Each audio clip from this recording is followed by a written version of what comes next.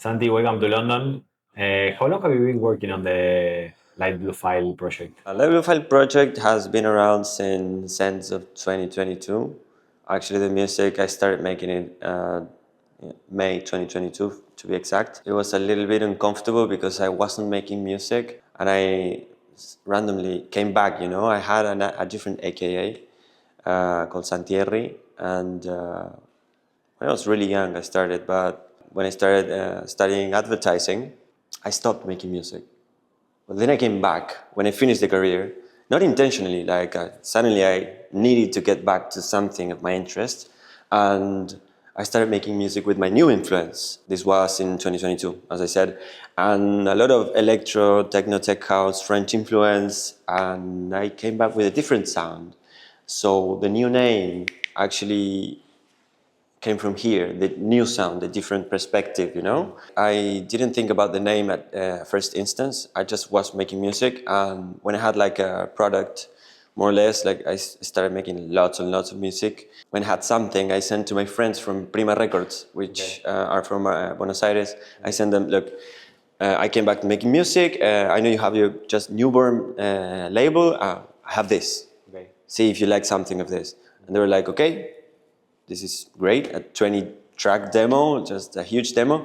And they end up picking like 8 tracks, and that's basically my first album. Actually, Light Blue File at the beginning was pretty anonymous. I was kind of scared to go out, because I had all these organic tracks, just these new things that I was making, and I was so uncomfortable to open up to the world at the beginning. Actually, the album, the livebluefile.exe album on Prima, had like the premiere from Trommel. Yeah. And I was like, yeah, I don't even have an Instagram Live Blue File. I was like, too scared to open up. And with time, I got used to it, like showing my face, saying this is me, and yeah, actually putting my body into the project as well. Right. Not only the music and the name, me as a person. And why do you think that you were kind of scared, between brackets, in that moment? Well, music is so personal for me. Art is directly linked to the essence, in general. So, me, for example, when I'm making music, I cannot be with anyone else. Maybe if I'm making a collab with a fellow friend or producer, yeah, it's a special occasion. But usually, when I sing, when I make percussive sounds, I get inspired when I'm alone. So, it's pretty intimate for me, the art of making music. When you have like finished tracks and an EP and a demo, you're opening up to the world. So, is there anything that you feel that needs to happen for one to leave that behind, or do you think there's something you can do to not yeah, to go out? Yeah, just acknowledge that there's not such thing as perfect. There is no such thing as perfection in music. There is no rule, there is no how to make this, or nothing is written. I mean, art is just there, you just express yourself. And when you realize this, there is no boundaries, there is no limits, there is no how to do things, or there is no threshold that tells you that you're, okay, you made it. No, you just have to go out there with your own sound, your own shit. I'm sorry about the language, but yeah, pretty much. Just get out there. You have your own essence, your own sound. Find it, and have the balls to go out there with it. For you, what's your main motivation when doing music?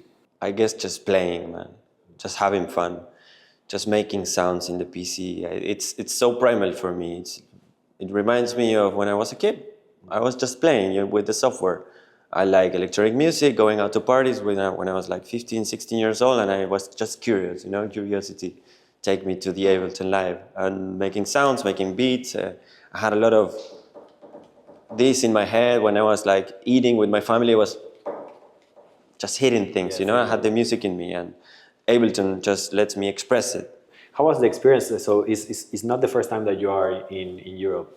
So you did already one tour last year, and this is your second time here.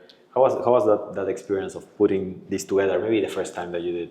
I had to thank my friend Ty from Paris for the first time, because he offered a gig when my first album came out, 2022.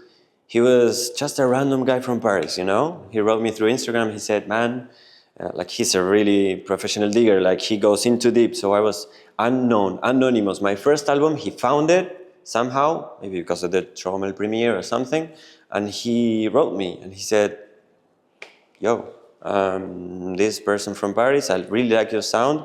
I'm sure I will see you play in Paris one day. Just props, man. Really good music." That was 2023, actually, January, February.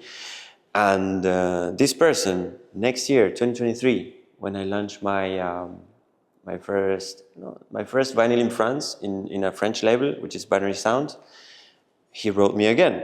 He said, "Remember me?" Yes, of course, I remember you. You told me I would play in Paris one day, of course.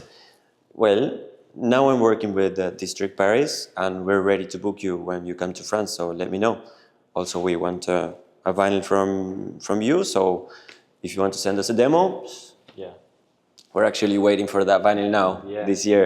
Right. And that's the story of how I got my first gig in Paris, and the rest of the tour, it's kind of history, man. I just look for gigs, just making contacts, offering me to Reaching out, yeah. like looking like did you use Instagram to look for parties? Yeah. Pretty much, yeah. I take advantage of the Instagram to make contacts and just say, "Hey, I'm this producer from Argentina. I'm making a tour. Let me know if there's any possibility of playing for your parties." And, yeah. It's great, man. That's like taking it to the next level. And this Friday you're gonna play Lion and Lamb, which is a sick place here. Are you excited about that? I'm really excited about that.